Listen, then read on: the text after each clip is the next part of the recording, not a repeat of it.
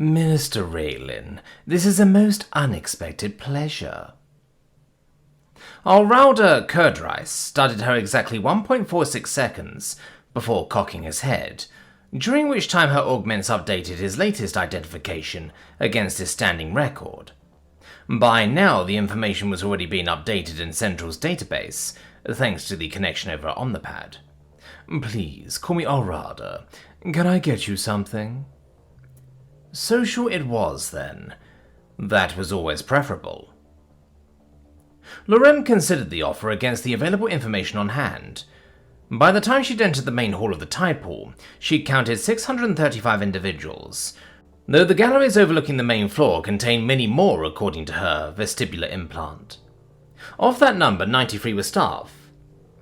Cumulatively, there have been 1,619 counts on record, 1,573 punished misdemeanors, and 46 outstanding charges, 3 of which were capital offences. After logging the identities involved, she'd flagged 2 for arrest once they departed the premises.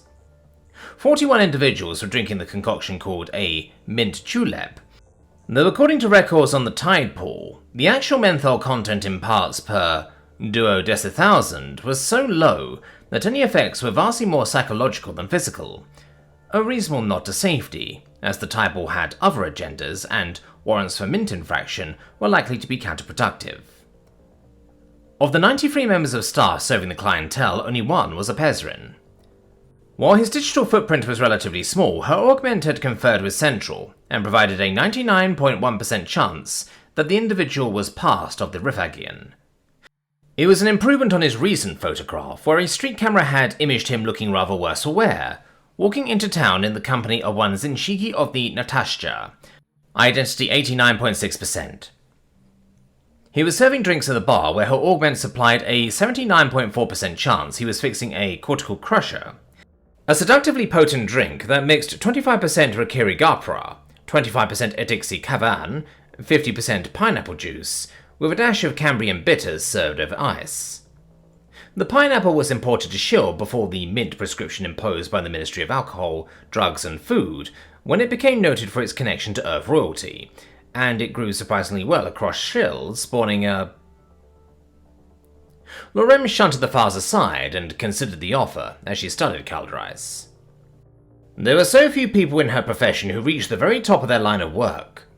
She knew the identities with reasonable certainty of her opposite number in the consortium, several would-be individuals within the Alliance, as well as many other persons of interest, both legal and illegal. With the exception of Opimea Potak, she'd socialized with only 2, and that if she included a nod of recognition exchanged across the room during a formal state banquet. That made this evening something of a treat. The algorithms in Central were really very good. At this point, they were so complex that no one within the IT section fully understood them. However, when it came to connecting the dots in a digital footprint, they were relentlessly exacting. Lorem reached into her augment and pulled up his file without a thought. Alrauda Kerdrice, birth name of Aldrada Risian, pseudonym assumed at the age of 11 after a misdemeanor without conviction. 121 subsequent items with no convictions, not including tertiary relation to infringements of the Mint Act, ongoing within this establishment, including a 19.1% chance of his involvement in a small brush war on Latrami II, the outcome of which had proven fortuitous to Duchess Tridi of House Sveden. Reviewing the files took less than a blink of an eye. Please, call me Lorem, and yes, thank you. She offered Kaldrice a smile that was entirely genuine. To save us both repeating ourselves, I'd appreciate it if you summon your right hand, along with one past Rifagian, and a pineapple juice, chilled but neat. I believe he'll have it to hand. After Malondi had a word with Warwick and his wives, they'd up and left. There had been a few polite words exchanged, but it had been short and tense, leaving the Desaris trying to understand. The whole house was upset, and he couldn't exactly blame them. Mum and Dad were upset, though neither of them knew exactly what happened. Naturally, Eli had made himself scarce. Levi shoved his hands in his pockets and caught his dad's eye.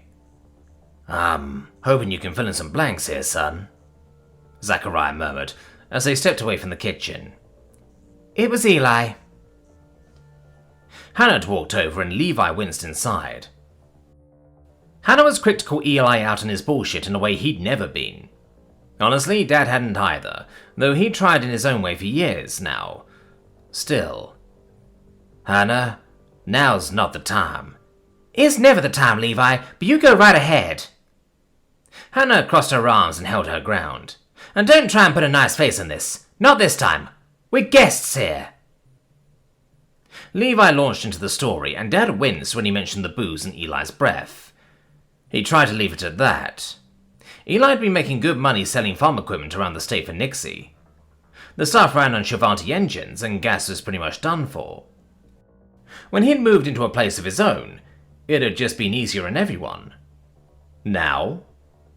You left out the bit where he puffed up like a rooster, looking like he wanted to fight, as usual, Hannah snapped. Had Eli done that? He'd been too busy to notice, but his brother always puffed himself up. It was just how he made other folks back down when he couldn't smile his way out. Son? Dad cocked his head, then, and Levi had to look away.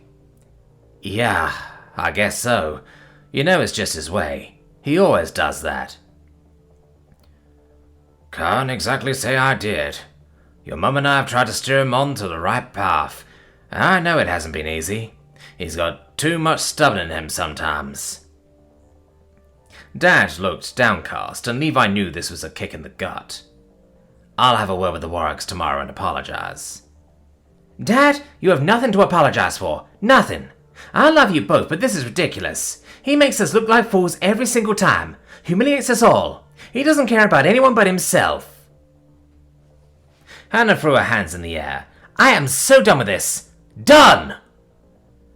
I know you're upset, honey. I am too, but no good decision ever came out of being angry. Zachariah set his hand on her shoulder. He's still your brother. No, it doesn't. And yes, he is, but I'm done with him, Dad. I have an interview. A job offer, right here on Shill. I'm calling them tomorrow. I am not spending the rest of my life cleaning up after Eli. Hannah shook her head and stalked out, but she stopped at the door and looked him in the eye. My whole life you've both been carrying that burden. I'm putting it down. Tom looked at the downcast, awkward and embarrassed faces all around him. Miv somehow looked serene, while Shalea was a storm front over the horizon. Ready to unleash her scouring fury, she said nothing. Solani, she was up front, quietly talking to one of her pod over her omnipad. They left in a hurry. A few words from Desi had been enough to convince him it was the right thing to do, and Tom looked at Melondi, wondering how she was holding together. Desi sat beside her as she looked out the window into the night, holding her hand. Her face was a mask, but as the streetlights cast flickering shadows across her features, it frayed now and then. Tom licked his lips and turned the matter over in his mind. The McClendons were good people. Zachariah and Jennifer weren't just nice, they were decent. And Levi? Levi and his wives were everything that he hoped for with the Chavanti. They hadn't had a class in understanding. Somehow they'd just found each other and made it work. With Mever, it was sort of an open question of who'd lay siege to whom. Shalea had very much taken her own stand with Miv. In the end, it had all worked out. And now there was Solani. Tom shook himself as his thoughts threatened to slip down endless tangents, rather than face the very real problem in front of him. Eli McClendon had said something that was far beyond a social oops. He deeply, personally offended a woman who could be the next empress. He'd worked for months to put humanity in a better light than the sex planet with neat stuff to carry off. Across the globe, there were countless humans like the Japanese Minister of Culture, all working to find some middle ground with the Chavanti, a path forward where humans could be seen as equal sapiens instead of sex toys with all the culture of yogurt. In one fell swoop, Eli McClendon had given humanity a black eye without even trying. Tom wanted to crucify the boy. Mavere had been aghast, even speechless, which spoke volumes all by itself. Shalea? She dealt with children in one of the roughest districts in the capital, and even she seemed stunned by the depth of the social crater. Lani? She was, first and foremost, Melondi's guardian death's head. And if Melondi, Kalira, had told her to kill, Eli's corpse would already be cooling next to Badin's pepper Turok's tartar with Worcestershire sauce. This wasn't going to go away. Even after the McClendons left, it could take time to repair the damage. Melondi had a soft spot for him, but if she had issues around a father in her life, Eli had torn open the wound and rubbed salt in with a belt sander. If it was going to be fixed, it was probably best that he did it. Kalira?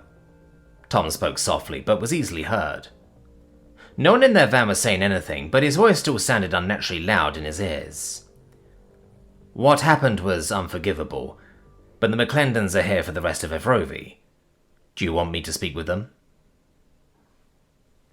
He watched her study the streetlights for a moment more before turning to him, her chin held high. There was still no trace of anger in her face, though he knew it was there. After a moment, she shook her head briefly. No, but thank you for offering, sir. She sighed briefly, looking at her friends, who met her words with various expressions of disbelief. I know you want to defend my honor, and I appreciate it. But I'm serious about Vadim, and I like Riala. Levi is his brother, and Riala will be a relation if we marry. Yes, I admit I wanted to cut his heart out with a Hellcast tongue, but barring anything else, I just have to ignore him. It's the right thing to do, don't you think, Professor? Tom looked at her as the passing streetlights washed over her face, the gold of her eyes, and realized that she really was asking him, that she respected his opinion. Mavere and Shalea were watching him. The girls were all watching him. I think rising above it is the best thing you can do. It's mature and shows a lot of grace, Tom said. It did, to say nothing of a whole lot of mercy, given what Lamana Davari would have done. Davari could make Eli McClendon disappear forever, but Mel was willing to turn the other cheek. Was it out of consideration for Yala, a woman she hardly knew? Had any of her choices been due to his influence? In the final analysis, did it even matter? She looked at him, waiting for some verdict on the boy's fate. If he comes up with any more colourful expressions, I promise I'll deal with it. You're a captain of the warders, Professor, she said, looking back into the night. From their seats in the van, no one else could see the pain in her eyes. In that brief, fragile moment, how badly she seemed to need his answer. Are you making me an oath? In for a penny, in for a pound. I am. Tom tried to ignore everyone watching him. The girls had come to trust him. Kalira trusted him, and he knew he'd already taken the shilling. Had it ever since that day in the library. Taken it again when Indara and Adam made Deshin his daughter. Though never so formal as this moment, he had a promise to keep. You have my word. If it happens again, I'll do with him my way. Finally! Hidden somewhere in the dark of the van, Zinshiki said cheerfully, I'm starving. Not like that! Past padded after Haram Darula into the manager's office, bearing a glass of pineapple juice and uncertain as to what had Haram so rattled. As head waiter and armaments master of the tide pool, Past had never seen him flustered. He expected a flock of heavily armed riot troops might do it, certainly not the silver-haired Shulvanti women sitting across from the head manager's desk. Ah, Mr. Darula, I hope you're feeling better after that nasty cold last month, she smiled, looking like someone's grandmother. Forgive me. Over the years I've developed the terrible habit of behaving as if I know everyone I meet, which, in a real sense, I do. Haram licked his lips, looking over to Orada. No offense taken, ma'am. And my drink, I see. She gave Past a nod. You will all please understand that this conversation is now an official record. While I trust we can all be circumspect, my memory is fully admissible in a court of law, should that be required. Past couldn't help looking the woman over. There was the bulge of an omnipad in the hip pocket of her jacket, but no sign of a weapon. What mattered more was that her eyes remained on him even after he set down the drink. I'm looking into the known associates, and associates by extension, of Melondi Sandoka, though she may be rather better known to you as Kalira Tasu. Yes, I'm aware that you are aware. As I remarked earlier, time has become a particularly rare luxury and must be spent with economy. You understand our concerns for the personal information of our clientele, Arada countered. Discretion is a consummate concern, and we're certainly not about to reveal who enjoys what tricks.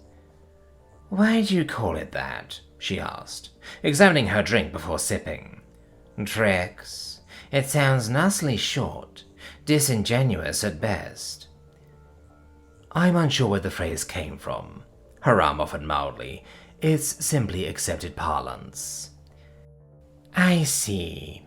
Mr. Derula, you and young Mr. Rithagian assist Mr. Risian with this endeavor when not engaged in more discreet tasks for your special clients. The way she said it wasn't at all a question in Past's ears. Risian? Hiram asked the question Past had been thinking. Leave it be, Arada said. And yes, they do, among others, as I'm sure you appreciate. Quite well. The woman continued looking him over, and her smile had an uncomfortable edge to it. When last seen, Mr. Rithagian, you were walking into town in the company of Zinshiki Natasha, an associate of Miss Tasu. You have, in fact, seen her on more than a few occasions, although the latest event is of particular interest. Might I ask about your involvement? Past didn't look at Arada, but saw him nod out of the corner of his eye. This was one of those talks for the adults in the room, but at least he had permission now. I've seen her socially. We're courting, I suppose. There's a word for it in Pez, but it doesn't translate well. On the second occasion, I was there to provide security. And did you suspect either Miss Natasha or Miss Tasu were in need of security? No, that is, not exactly. The woman turned back to Arada, and Past found himself inordinately relieved. Whoever she was, the haze of her emotions was stone cold, unreadably neutral, a blank slate. And yet it occurred to your manager to approve such activities? Might I ask why? It was a personal favor to one of our founders, Mr. Jama Hameres, Arada replied. Past started inside, as Arada wasn't in the habit of giving up information to just anyone. It was unnatural, but the thought was put off as she turned back. Ah. She paused, before turning away from Arada and cocking her head at him. Are you in a sexual relationship with Miss Natasha? She asked, her expression candid in the expectation of an answer. Well, a bit, he hedged. At this point, it's sort of culinary. I'll take that for a yes. She arched an eyebrow, no longer smiling as she set her drink down on a coaster. Assessing. Calculating. I see. So, professional, but also personal. This is all being very interesting. Charming, even, which is something I can so seldom say regarding my investigations. She rose uncertainly from her chair. You've all been ever so delightful. That's it? Past blurted despite himself. To just walk in, ask about his love life, and walk out? He caught the look from Alrada and tried to express himself a bit more eloquently. That is, you don't have any more questions, ma'am? A great many. I sail in an ocean of questions, Mr. Rithakian. I'll ask them once they come into port. Thank you all for your hospitality. She reached out and offered to bump fists with Alrada, who did after a moment. And you for your candor, Mr. Rithakian. Is the interior taking an active interest, Lorem? Alrada asked, as she made for the door. I believe there are some prescriptions against that, in the normal course of events. Yes, but events are anything but normal, and the prescriptions placed upon me don't apply to you. Do consider what we're both capable of, she said, without breaking stride. I'll be in touch, Alrada. Good evening. The first day of Ethrovi. Krex Day. Krex Day was considered the most somber day of Ethrovi. Reserved for the god of life and death, it was associated with the blessing of children, the comforts and wisdom of the elderly, and remembrance of those who were gone. It was a solemn occasion, the first day of the Dawn Arc, and culminated with the commencement address, traditionally offered by the Empress for time immemorial. In the Traveller's Guide, it was briefly noted for its solemnity. Falling just before Heller's Day, the guide maintained this got the dull bits over with, so the really serious festivities could begin. If you were sensible, you'd look smart and stay away from the authorities, who gave up by day 3, reserving their strength, extra blankets, and room in the holding cells for Shamantal's Day. Morning broke, offering a cold, wet and dreary day over the capital, and Camordri considered it a particularly dark omen. It was a speech. The thing was terrible. Her labours having been edited into oblivion by the wretched PR office at the Imperial Palace, leaving only a short, bleak and flaccid thing. It had no style, no panache. If anything, it was a tiresomely banal wish for the day. A remembrance of noted events of the passing year, particularly focused on Lorau and his family. Beyond that, it was a frivolous exhortation to embrace the memory of lost loved ones and celebrate a joyous Ethrovi. And worst of all, to provide her with no more than 7 minutes to address the people. Not that she particularly relished the idea of standing in the rigid rain, but how was one to make an impression on the populace?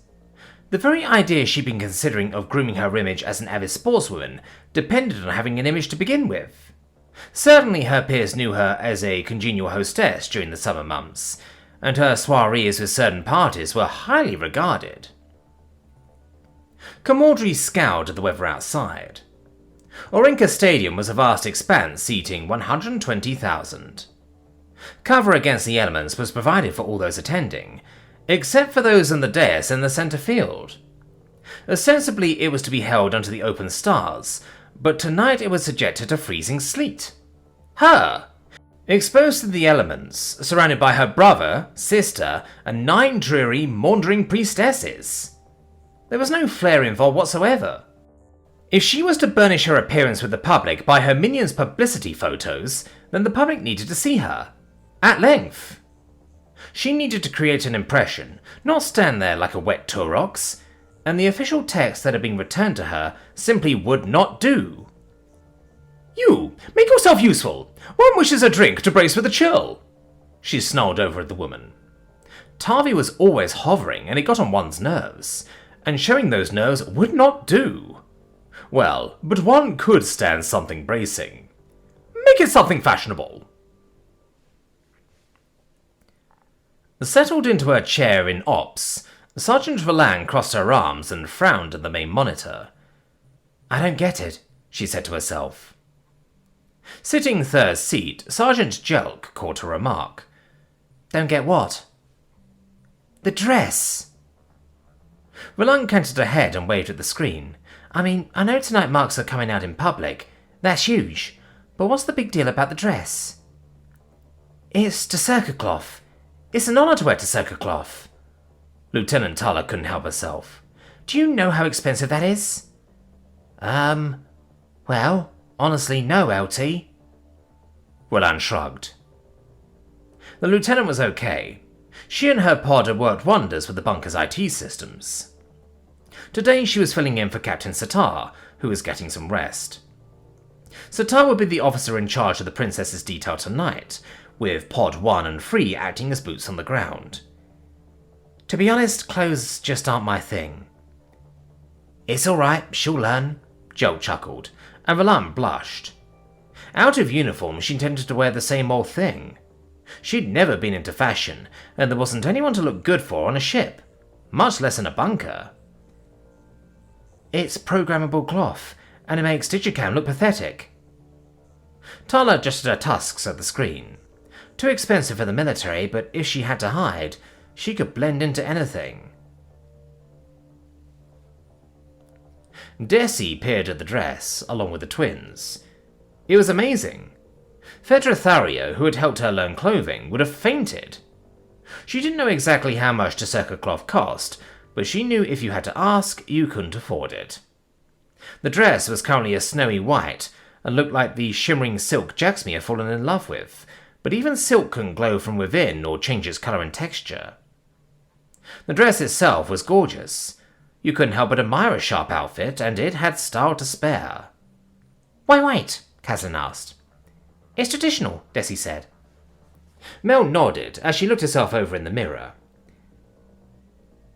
The Empress would wear the imperial purple, but if Mel wore that, the nobles would call her pretentious.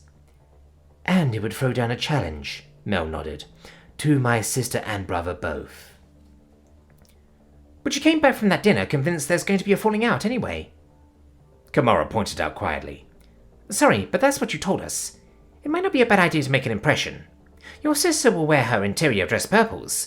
It's not imperial purple, but it's still a uniform, and she'll play that up. The prince will wear something harmless. Unmarried and coming out? The nobles will expect you in white. I know, Melondi nodded glumly. I don't get to speak, and Kamordri won't hold back. As the only one in uniform, it's making a statement. Maybe. The interior is a lot better regarded these days, Kazan shrugged. Too many nobles have family in the interior. It's respected, but it's still not loved. That's my sister, Mel grimaced. That's why she has a lot on the line. What if you didn't... Deshin looked at the sash of programming fabric that came with the dress. Wear white or come out. Monsignor Santino Barcio had to admire the view. Sitting beside him, Lady Wakama had been kind enough to invite him, along with 4 others of the mission. She'd insisted that she had the seats with so much of the court still away, and it wasn't an imposition. The box seating had to be the best in the stadium, reserved for the Imperial Palace. This was one of a dozen such rooms reserved for the prince, the 2 princesses, the high priestesses, and dignitaries of note. To be here was an honour. That Wakama thought of him was... well, she was a perfect lady, but if he wasn't a priest, he'd feel the weight of the obligation. Ministers. He glanced over at Reverend Phillips. You have it so easy. Santino offered a moment's penance for the unworthy thought. It didn't lessen the weight of social obligation, but such dilemmas were the new way of the world.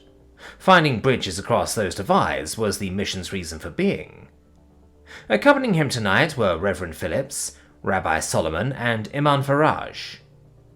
Phillips and Solomon got on well and were enjoying themselves, while Faraj... well, it paid to be diplomatic, but while the Imam possessed a keen mind, he also had views. Sometimes his company was a test, though it might feel mutual. Santino heard the roar of the crowd rise, as the royal party emerged to approach the dais, but it was Wakama's comment that caught his attention. Clever girl. I'm sorry. Lorelle's wearing navy blue, and Kamordri's in uniform, but Kalira... She pointed to the young princess, who was adorned in shimmering black. She's shown her support for the Marines. The death's heads, to be precise. That will set the assembly squawking like a gaggle of Preltha, but that isn't what I meant. With that on, no one will know if she's come out or not. Wakama pulled up the video feed and zoomed in on the young princess. While her eyes were showing, her features were obscured by a veil. Farage snorted, though Santino thought he detected approval. Later, he would remember the camera was zoomed in on Kalira, which was why he missed it. Tom Steinberg felt the thump as the lunatics lashed down their prize. "That's that." Creep leaned over while Tragan secured the winch. "Tagged and bagged. Let's bang out." Tom stared at the pair as the water foamed near the sunken yacht. "What do you mean? We've got to get Pat Veery." Sure, she was a pain, but there were rules. Not so much," Creep shrugged. "We know you hated her being around." Tragan pushed a lock of fur out of her eyes. There was a cold, gusty wind blowing tonight, and wrapped in the life vest, her fur stuck out like a punk's hair. "Said she was gonna eat you," Creep nodded. "Figured this job needed a little extra, so we save you the trouble. She's fish food now." Tom felt a cold rage that had nothing to do with the winter wind blowing over the harbour. Some part of him told him he should pack up and leave, but she was just a kid. She should have been... What did kids do? Play video games, get stoned on crappy versions of adult drugs, and go to parties? She should have been doing that, but instead she'd done everything he'd asked, right down to diving in the ice-cold ocean. Honoured him, even if she wasn't willing to admit it. Trusted him. He pulled his pistol out of his waistband and fired. 2 shots each. Tragan didn't see it coming, which was just as well. Rakiri were too fucking fast. Creep spun and went down hard. They were down and unmoving, but he calmly walked over and put a 3rd shot in their hips, just to be sure. Tom didn't spare them another thought, as he pulled on his tank and stepped over the side. He almost passed out when the cold hit him, but the thought of Pat Veery kept him soldiering on, as he slipped on his mask and dove. Captain Satar scrambled. The Prince's detail had him in hand, while Camordri's pods had her. Even in her haste to get Kalira to the limo, and checking with the ground pods, she spared time for those 4 little words that meant so much at times like these. "Better you than me." It wasn't just that Camordri had stumbled her way onto the field. That was bad enough, but the speech? The crowd was in an uncertain mood. She had no intention of Kalira being here to find out how that mood settled out. "April is in the car. Lead. Repeat. April is ready to roll." As code names went, April had the virtue of being unintelligible. A tenuous connection to their princess's venture into fundraising. A human word for one of their mums. It was a lot more respectable than bikini. She shot that down hard. "Right, pod 1, take point with 3 in the rear," Biona growled into her mic. "Now get her out of here." "Acknowledged." Captain Velty of Pod 3 came back over comms. "What about you, Captain?" "I'll touch base with the other teams and stadium security, then I'm getting my ass out of here." Satar shook her head wearily as the motorcade began to move. "Joyous Ethrovi," she whispered. "What a fucking disaster." The 12 Worst Speeches in Galactic History. Master Thesis by James Barton Etherian. Reprinted by Cambridge University Press, 2351. Number 7. Princess Camordri Tassou. Although only clips of the 2036 Ethrovi address were distributed across the Imperium, the event was broadcast live across Shill, and persevered and declassified recordings reveal the true depth of this bombastic implosion. While noted as a socialite amongst her peers, with a traditional training in public speaking, Princess Camordri Tassou had never enjoyed any particular penchant for dealing with audiences outside of largely private, social engagements. As the eldest daughter on hand, her commencement address for the Dawn Arc of Ethrovi deserves inclusion as possibly the most unsuccessful commencement address in recorded history, characterized by awkward pauses, heckling mobs, and even collapsing on the podium. The speech would have been better, one noble would later recount, if it had never been made at all. Through a combination of this and subsequent events, the excruciating performance of the address marked the apex of the princess's political life. According to records at the time, the princess had been going through intensive grief counselling due to the loss of her beloved niece Satora, and was gripped by sorrow during Craig's stay. While this remains the official narrative, it has long been considered suspect. As a noted social animal, it was reported by sources in the Northern Palace that Camordry spent the evening preceding her speech by getting stinking, stumbling drunk. Suffice to say that when the time of the address arrived, she had fortified herself against the winter chill and the task ahead by going hard on the sauce. Warned by an unknown number of Cortex crushers, Camordry waited for the benediction by the High Priestess of Craig before embarking on what ended up being a rambling and, if you subject yourself to the full video, more than somewhat slurred 83-minute tirade. Speaking at length about her humble service to the Imperium, she simultaneously boasted about her accomplishments in a uniquely, even incomprehensibly affected manner. The princess subsequently launched into an incoherent diatribe about the lower classes, and finally segued into gardening references toward other species, maintaining the Imperium's dedication to species uplift while asking, "How did we not yank you out of the mud by your tits?" Unfortunately, the other classes and alien refuse formed the vast bulk of her audience, the planet as a whole receiving the address in a state of shock and utter silence. As the address passed beyond an hour, it is widely reported that restless children in the assembled crowd began to laugh, though records and surviving recordings do not confirm contemporary accounts. The person instigating the crowd was a jeering human male on a family vacation from Earth. On several occasions, her siblings attempted in vain to encourage Camordry to either end or curtail her remarks. The attempts on Prince Soral's part were considered particularly plaintive at the time, but given subsequent events, this must be viewed in context. Regardless, his efforts were to prove entirely in vain.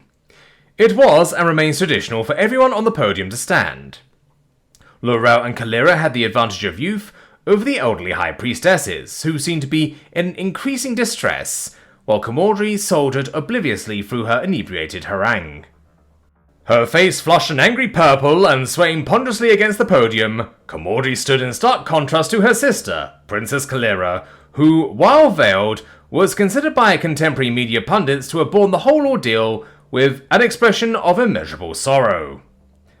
Kalira was far from the only one to do so. The High Priestess of Drebna was visibly seen to hide her face in her hands, unable to watch as the oratorical supernerva unfolded before her eyes. Despite the solemnity of the occasion, an hour in the cold still wasn't enough to sober the princess. As her speech slurred onwards, she was still too far gone to perform the traditional task of blessing the Dornarch. Raising her arms for the benediction, she tripped on the podium and collapsed without rising.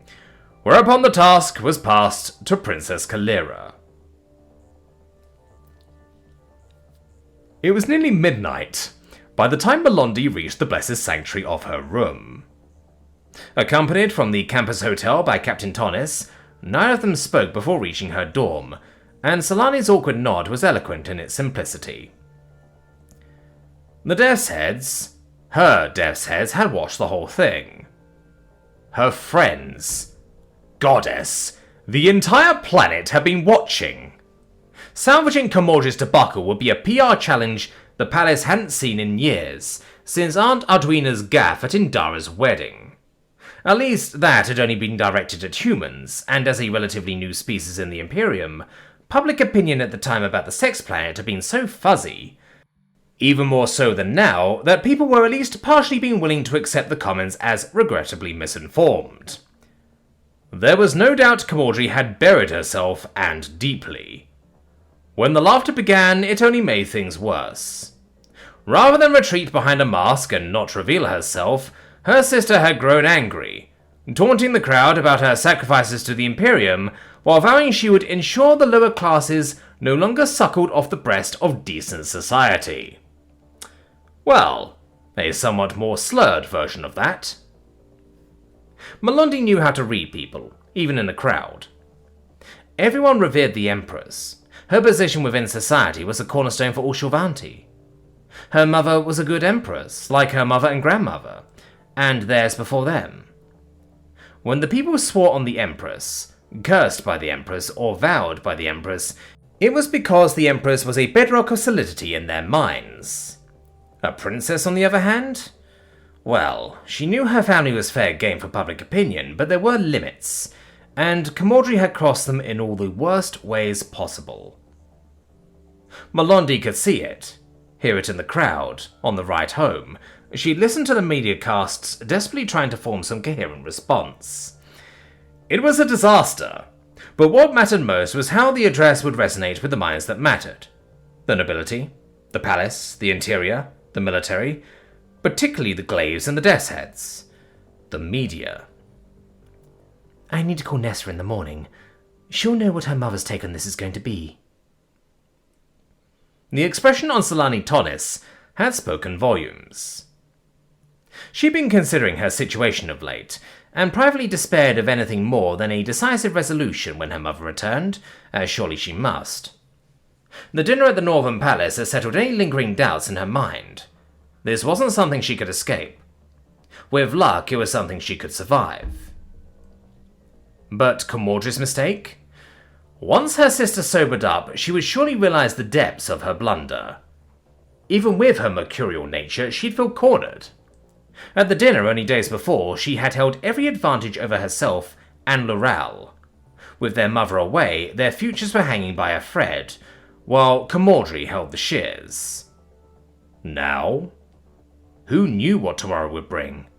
The Assembly of Nobles would already be talking behind closed doors, and while the court of public opinion would be a disaster, it was the Assembly that would count. Their verdict could strip away Camordri's armor, and that would make her dangerous. Did she still have an advantage? Melondi counted her assets as perilously few, even compared to her brothers, but it was hard to see who would hold sway now. With luck, she might be able to talk to Laurel alone, though he would be weathering the storm at home, secured against the worst by his reputation as a private family man with a loving wife. There was another call for the morning, one amongst so very, very many. Lady Wicama, Nesva, Lamana Davari, Lady Samilla. If Captain Tonis was indicative, she was far past weathering the storm until the Empress returned. Any hope that she still enjoyed such a luxury had died in her breast and sunk into the deeps. What was the quote from one of Desi's favourite human films? There can be only one? At least the night was over. She could sleep on it, hopefully, and try to face it all fresh in the morning. At least it can't get any worse. Patviri felt her chest heaving, and hated herself for feeling weak. She hated this night. She hated the job, and most of all she hated the freezing water. She even hated the damn chandelier shining softly in the bottom of the boat, beside the corpses of Creep and Tragan. And they set her up to take the fall, and her hahacht. She'd been gathering some promising valuables when the fifth explosive went off. The one that wasn't supposed to be there at all. She'd been convinced that she was going to die there, trapped in the wreckage and alone in the cold dark. Uneaten, unremembered. She tried to mind the first Kahachakt and be brave as her air ran low. She looked over at Tom Steinberg and felt it, then. She hadn't been certain, but now she was. Alien, odd, and unconventional, even random in his motives. He had saved her life when he could have simply gotten away, slain the pair who wanted to use her death so dishonorably. The 13th Kahachakt spoke truly. You honored your elders. Here's my hahakt. I got you, kid. We'll weigh these two down and dump 'em at sea, unless you want to eat them, but we're out of here, nice and clean. Tom looked back at her and gave that odd gesture with his thumb in the air. No one's gonna suspect a thing. You didn't eat traitors, she was about to explain, when the evening lit up. Patviri turned as brief, crumpled explosions rippled down the length of the marina, blasting boats and yachts, one after another along each pier. While fire spread amongst the wrecked vessels sinking in their slips, it was the clubhouse, with its view over the bay, which erupted in violent pyrotechnic glory. The detached part of her mind noted curious hints of actinic blue, while tumbling wreckage arced through the air. She felt her Asaic droop in the third degree of negation.